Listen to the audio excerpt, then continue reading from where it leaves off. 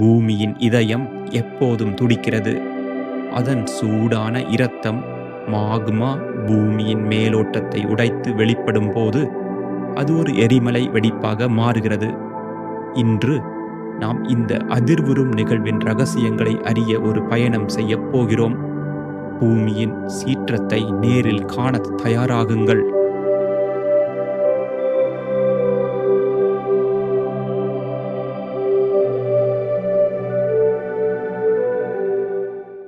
பூமி பல அடுக்குகளால் ஆன ஒரு ஓடு போன்றது. அதன் மையத்தில் இருக்கும் மாக்மா உருகிய பாறைகளின் கடல் நீண்ட காலம் ஒடுக்கப்பட்டபடி இருக்கிறது. ஆனால் சில சமயங்களில் இது நிலப்பரப்பை உடைத்து வெளிப்படுகிறது. இதுவே எரிமலை வெடிப்பு. இந்த வெடிப்புகள் பூமியின் சக்தியை நமக்கு நினைவூட்டுகின்றன.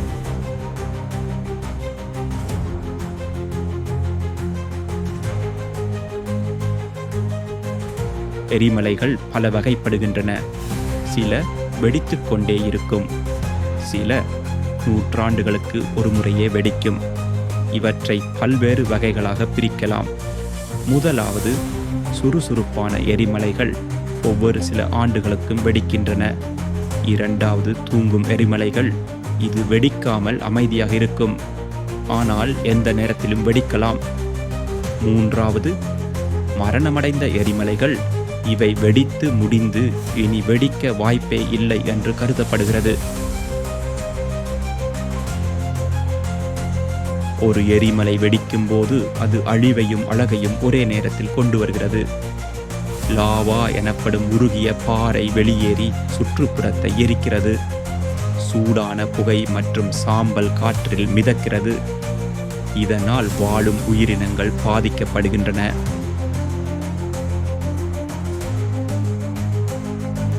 பொம்பை நகரம் கிபி 79ஆம் ஆண்டு வெசுவியஸ் எரிமலை வெடித்ததில் பூரா நகரமே அழிந்தது.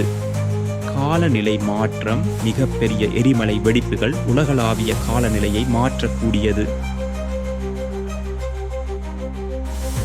இன்று விஞ்ஞானிகள் எரிமலை வெடிப்புகளை கண்காணிக்கிறார்கள்.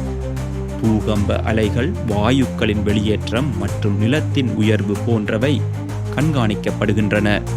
இதனால் எரிமலை வெடிக்குமா என்ற கேள்விக்கு பதிலளிக்க முடியும்.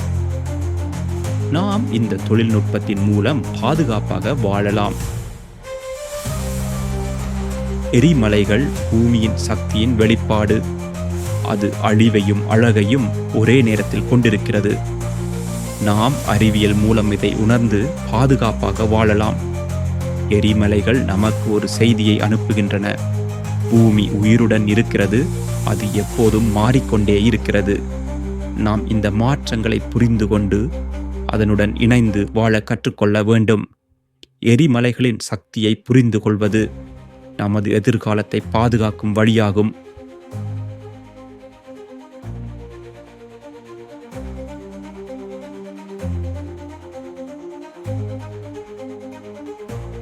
இந்த ஆவணப்படத்தை பார்த்ததற்கு நன்றி. எரிமலைகளின் சக்தியை புரிந்து கொண்டு நமது எதிர்காலத்தை பாதுகாக்க உறுதி பூணுவோம். மீண்டும் ஒரு காணொளி ஊடாக உங்களை சந்திக்கின்றோம். நன்றி, வணக்கம்.